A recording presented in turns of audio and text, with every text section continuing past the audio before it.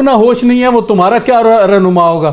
پھر ایک اور جگہ فرمایا کہ اس کی حرکتیں کیا ہوتی ہیں، سورہ الصافات آیت نمبر ہے 36 یا 37واں سورہ ہے قرآن پاک کا، وَيَقُولُونَ آئِنَّا لَتَارِكُوا آلِهَاتِنَا لِشَاعِرٍ مَجْنُونٍ، اور کہتے تھے کیا ہم ایک دیوانے شاعر کی خاطر اپنے معبودوں کو چھوڑنے والے ہیں؟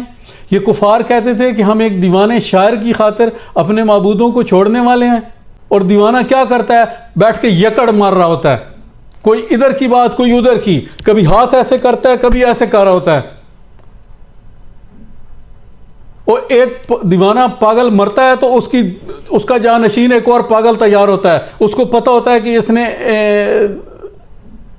ہمارے جو گزر گیا ہے اس نے لوگوں کو کیسے لوٹا ہے، ان کی جیبیں کیسے صاف کی ہیں، تو ایک دیوانہ گیا، نیا دیوانہ اس کی جگہ لینے کو تیار بیٹھا ہے۔